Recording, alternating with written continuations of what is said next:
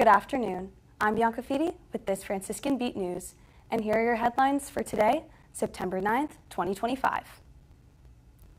Town of Fallensby hires a code enforcement officer just yesterday, according to the Herald Star. This new position will have various responsibilities around the town. He will address code violations such as loose trash, high grass, and other violations of the town's health codes. Due to the rising number of complaints about the city's codes being violated, this enforcement officer will be allowed to investigate and file complaints. These complaints will then be taken to the city police to write citations against the owner of the property.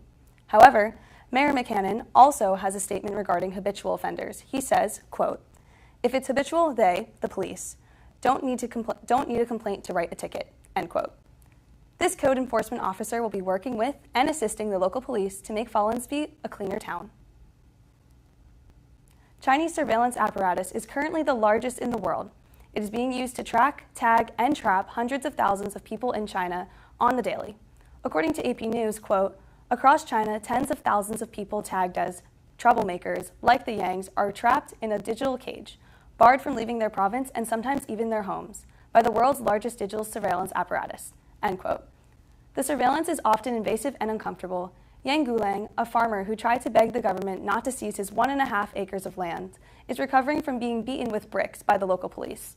He now continues to recover in his home while saying, quote, "Every move in my own home is monitored," end quote, says Yang.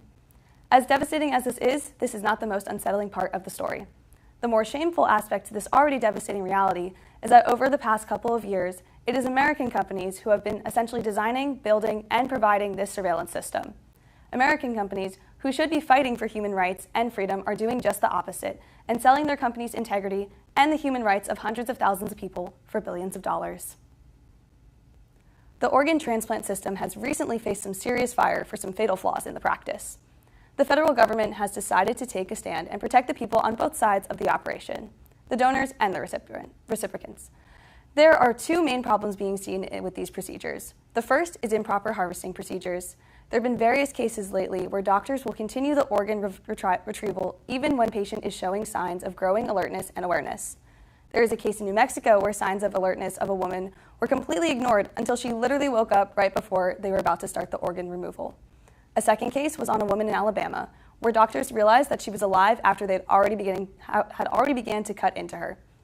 After review of Kentucky's organ donation system, 73 cases of signs of consciousness were ignored. The second issue the organization is facing is bypassing transplant waitlists, meaning the order of the waitlist is being altered. There are several situations where people who have not waited as long or were not as sick were being moved up the waitlist and receiving organs before those who needed them more and waited longer for them. In the meantime, the federal government is currently working on revisions and mandates for the organ donating organizations across the country. It is currently 74 degrees and sunny here in Steubenville, Ohio. It will continue to be sunny here for the rest of the day. The temperature will drop down to the mid-50s this evening. Tomorrow, it will be sunny with a high of 76 degrees and a low of 49 degrees. Thanks for tuning in to this Franciscan Beat News Brief. We'll see you tomorrow. I'm Bianca Fidi. Good night and God bless.